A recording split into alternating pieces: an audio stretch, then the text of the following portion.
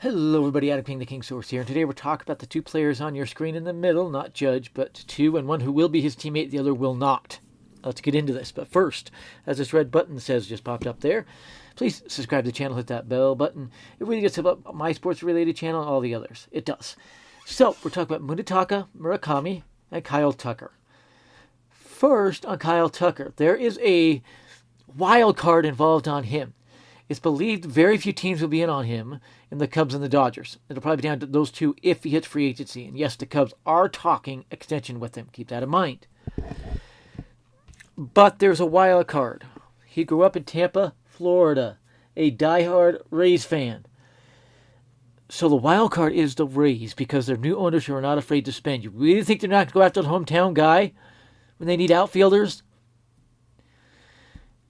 If they are not afraid to spend, they will make him a $40 million a year offer for 11 years, probably like $440 million, even with the down year he's starting to have. It's going to be interesting to see what happens with them because he is a die-hard Rays fan. He will sign with them if they make him a good enough offer. Mark my words. Okay?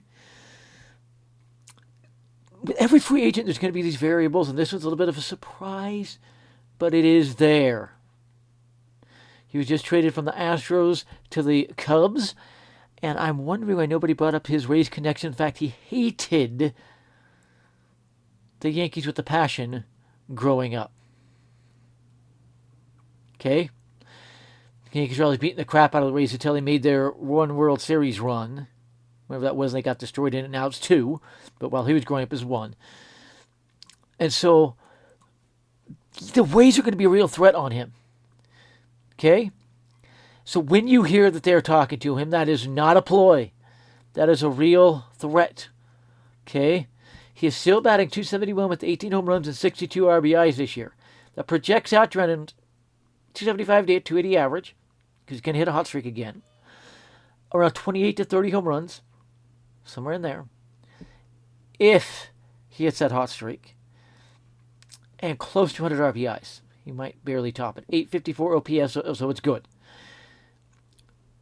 Among outfielders, it's 52nd, 52nd, 50th, and then 19th. So not as good as you would think. Those are not superstar numbers.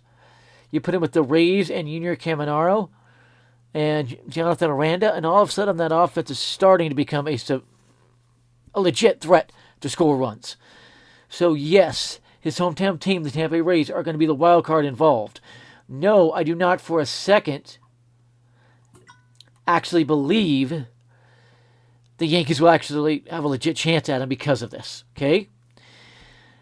Let's get to Munetaka Murakami. Now, by the way, before I do that, where do I believe Tucker ends up?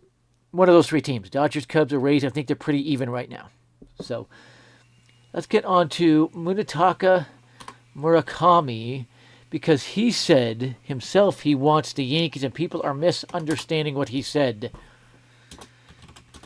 Okay? I'm pulling it up so I can get the exact quote.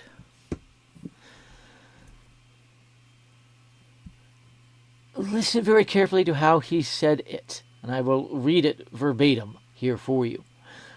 He said, I like the West Coast, but I want the Yankees. I want to be a Yankee. Do you hear what he is saying there? Okay? The other factor here is the Yankees will have no first baseman when they hit free agency outside Ben Rice. Yes, Ryan McMahon can play first base as well, but he's your third baseman, and he's your star third baseman. Okay?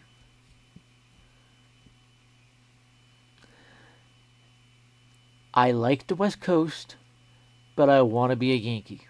I want to be a Yankee. Basically, I love the Yankees. What he is saying is, though, he wants the West Coast, the Yankees where he wants to play. Okay? You seen it? He named the Yankees, and Jim Bowden said he thinks the Yankees will sign him very quickly into free agency. Jeff Passan said the same thing. Jack Curry said he will be their number one target as soon as he's posted, and they'll do whatever it takes to bring him in. Okay? There's the first guy to actually mention the Yankees and it be provable. And now getting to his phrase, I like the West Coast, but I want to be a Yankee, is him saying, while he likes West Coast, the Yankees is where he's going. He flat out said that. You need to learn how to understand what he is saying. He knew what he was saying there. The Yankees will target him. The deal's going to come together pretty quickly when posted. Now, when can he be posted? I cannot find anything except after this current season. Okay, so when I type that in, it says after the 2025 Nippon season.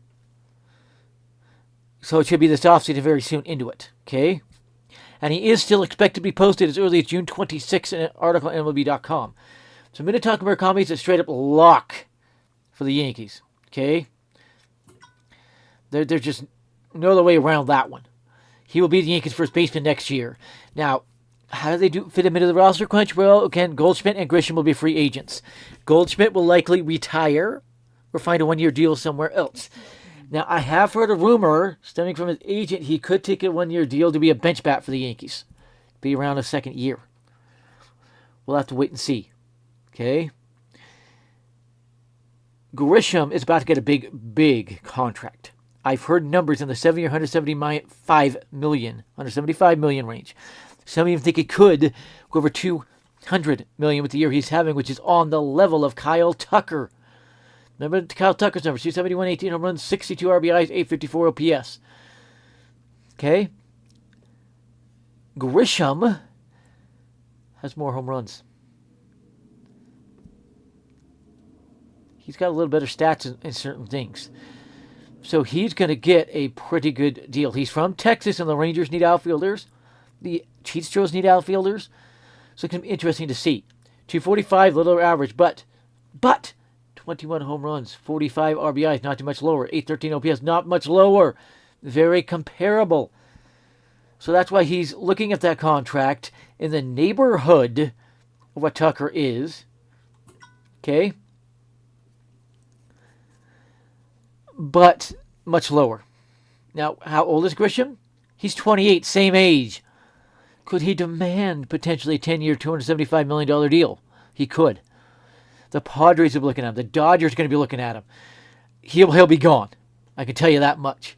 So 2 players are gone. Murakami takes Goldschmidt's place. Okay. And Spencer Jones will take Grisham's spot. Okay. So it's going to be interesting to see.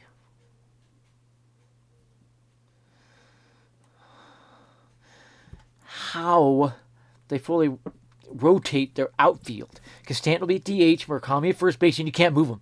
You just have to leave him there. Ben Rice will be one of your catchers, so he and Wells will probably switch off that. Now, Murakami will need a day off every now and then you can get Rice a day at first base as well. And then you'll have Judge, Bellinger, Jones, and Dominguez. Something tells me Dominguez becomes the 4th outfielder and rotates in there. No, they give Spencer Jones a full-time outfield spot, and then you have a really good defensive outfield. So, yeah. Murakami's going to the Yankees. Tucker, if I had to guess, the Rays were going to be the wild card. I might get him. He will never consider the Yankees because he hates the Yankees. Consider the facts, people. It's been the King Source talking about Munetaka Murakami and Kyle Tucker. Have a great day, everybody. Remember, the King Source loves you.